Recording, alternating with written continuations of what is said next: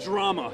Well, I mean, you know, the Astros do what they had to do. They rose to the occasion. It really started with Brad Peacock and a 7-pitch first inning that kind of set the tone for something he's done a couple of times throughout his career here with the Astros.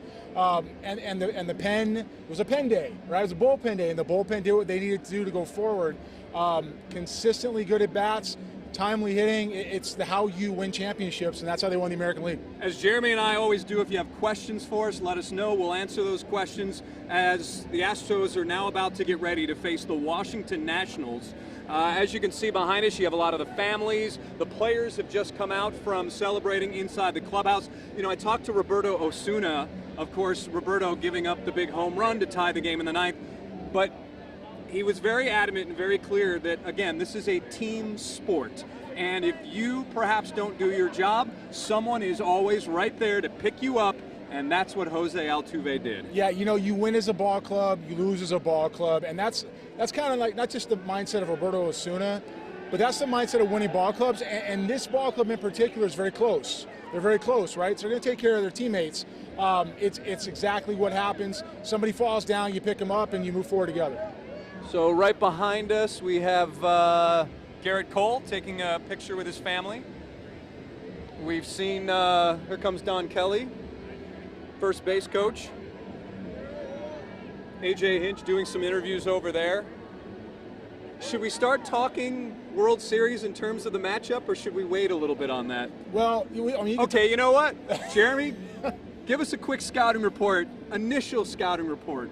Well, let's see, the World Series, first of all, you have a team from the Astros that's wire to wire that is expected to be where they are.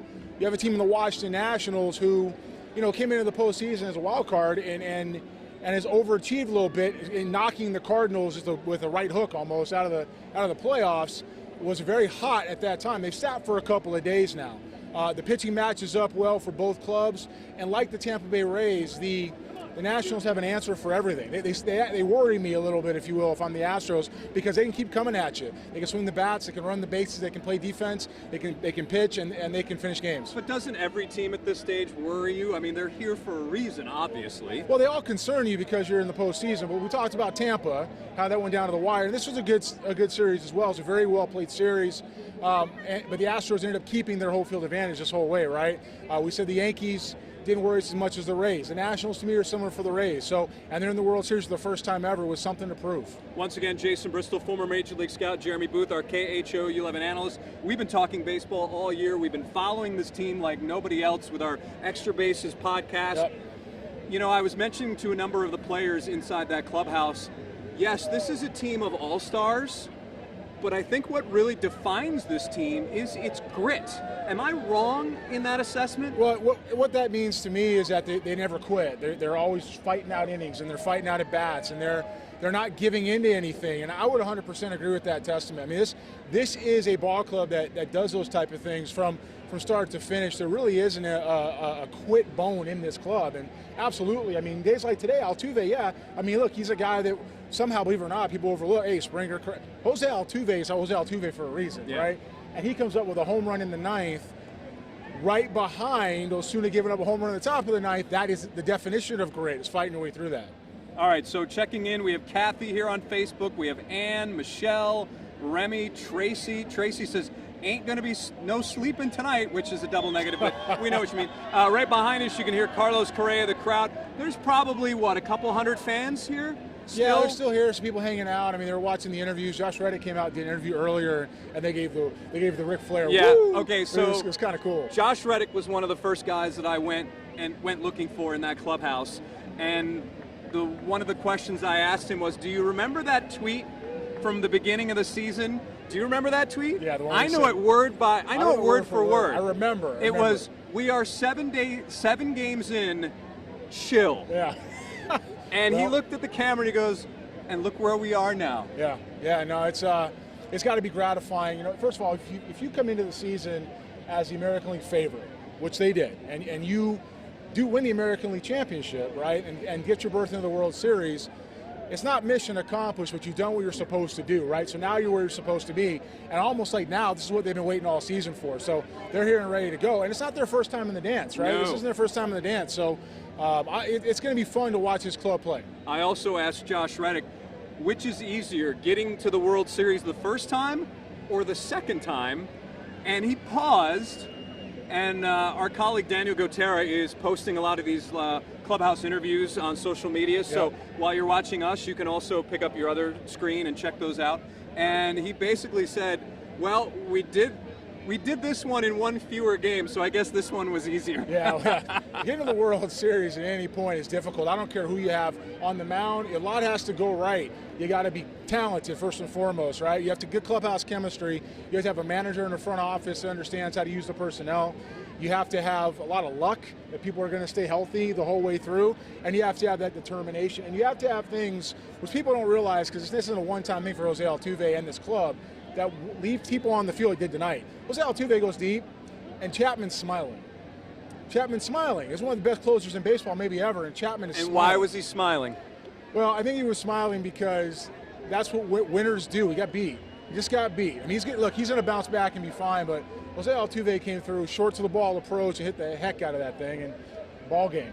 And you always say it's not power for hit, Yeah, it's hit for power. It's hit for power, and you've seen that exposed in the postseason. You know, even on social media, there's been some conversations about lineups and at bats, and the reality is you got to make contact to drive the baseball. Otherwise, just swinging and missing. And in the postseason, it's not easy. It's not easy in the big leagues at all, but it's not easy in the postseason. And you really got to compete, and you really got to take the approach where you're going to get after it, and you're going to put the horse before the cart, if you will, the cart before the horse, every way you say it. It's got to do step one before you get step two. It is very, very impressive. This team has now made it to 2 World Series, because when you look at past teams that have done this, that have gotten to a World Series, I think of the Cubs back in 2016. It was a group of young players, a core that was there, and it was like, oh wow, this is a group to be reckoned with.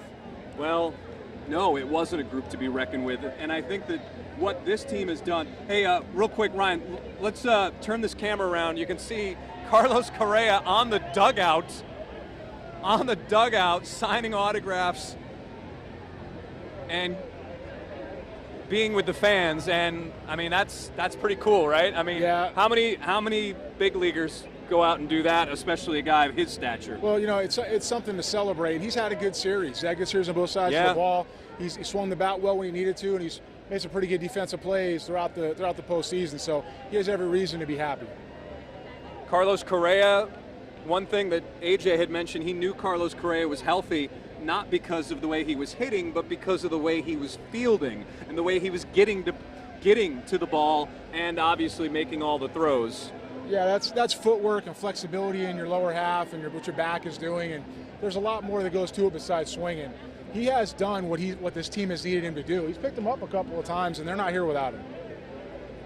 The American League Championship trophy is in the dugout. Not quite sure what they're going to be doing with that.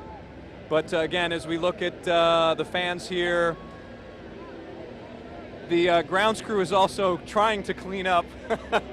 They have a bit of a thankless job, which we've talked about in the past. Overall, when we look at what the Astros have done in this series, people were always talking about the hitting or lack of hitting. But that's postseason baseball, right? Pitching rules the day in postseason baseball, at least in my mind. Yours? You win championships with pitching and defense. It's just so the way it's more it than a is. cliche, No, Jeremy. That's what you're telling me? I mean, you win championships pitching and defense. You know, Correa has the Puerto Rico flag on right now. Yes. So, but you win championships pitching and defense. Spin that over there again, Ryan. So we'll just talk over that, right? So pitching and defense. Yeah, pitching and defense, how you win championships, and this club has executed what they need to do on both sides. Defensively, play Correa made on a ball that was caromed off Altuve, game 2 maybe?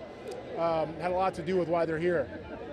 A not so subtle hint that perhaps the staff here wants the celebration to end because they've just turned off the lights. The lights are off. Listen, I don't think any Astros fan in this building, any Astros fan who is watching here wants this thing to end.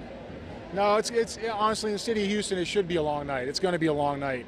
There's a lot of reasons to be happy. Look, it's not easy to do this once. It's the city had a taste of a championship 2 years ago. They're hungry again, and this team is back in there with a chance to do it. And obviously, they got to be the favorite with the Nationals. Leslie's checking in. Michael's checking in. Kathy, Jessica. Hi, Jess. Timothy sharing the stream. Michael says, congratulations to our team. Postseason hitting didn't affect Jose, Jessica said. You know, she makes a good point. Well, but Jose Altuve is direct to the baseball and lets power follow. You know, if you're trying to... Okay, whoa. You're getting a little inside baseball here. Explain it to us. Let's break it down. Again, back to that phrase, hit for power. Okay. Jose Altuve is a hitter first that has power.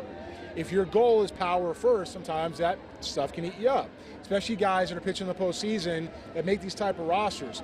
Exploding fastballs, tough breaking balls. And you know what? Altuve...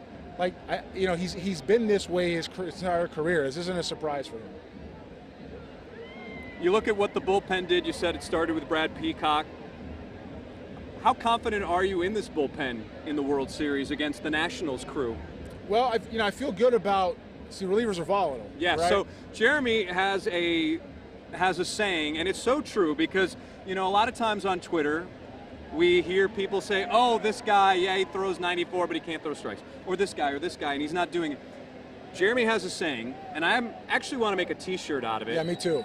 And it's relievers are volatile. Yeah. So basically that means that relievers, one day they're on the highest of highs, the next minute they can be on the lowest of lows. Yeah, it just, relievers they're in the bullpen. A lot of these guys are pitching with a lot of intent. Most of them throw really hard.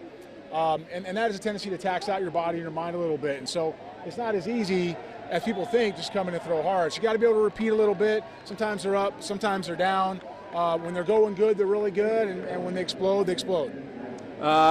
Speaking of relievers, behind us you can see Chris Davinsky. Robinson Chirinos is back there with his family.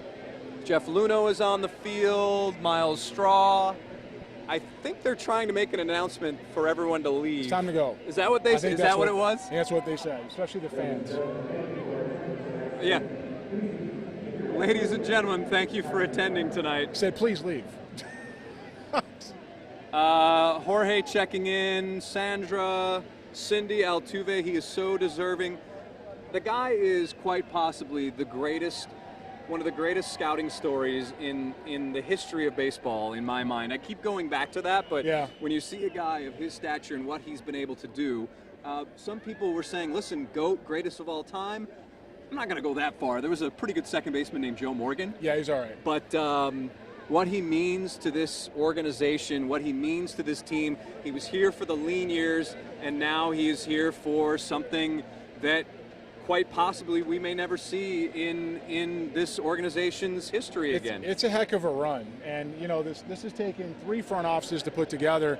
If you deal with, if you count, one that was here was just obviously Jeff Luhnow. If you count Ed Wade and Bobby Heck and what they did and that crew, and if you count, the Altuve, for example, is a holdover from before that, signed by Al Padrique. So his story and what he's been able to do, how he's been able to live into ability that not really anybody else saw, right? And become the MVP and the clutch performer that he is really, it's kind of fairy tale. It is. Sorry I had to leave. I had to take a That's call. All right. It was work calling. Got it. Let's see. Any questions? Christopher said, I just saw a dude outside the stadium talking into a flip-flop like it was a phone. That's going to happen, Any questions, anybody? Does anyone have questions? They're trying to shut it down. All right, everybody. Well, I think a lot of fans here want to party all night. Enjoy it. I think the Astros do. So let's wrap this thing up. So for Jeremy, I'm Jason. Thank you again for following us all season long. And guess what? It ain't over, That's baby. not over. We got more to go. So we'll see everybody at the World Series starting on Tuesday right here. So it goes 2-3-2. That's right. And all right, well, for Jeremy, I'm Jason. Thanks for watching here, KHOU 11.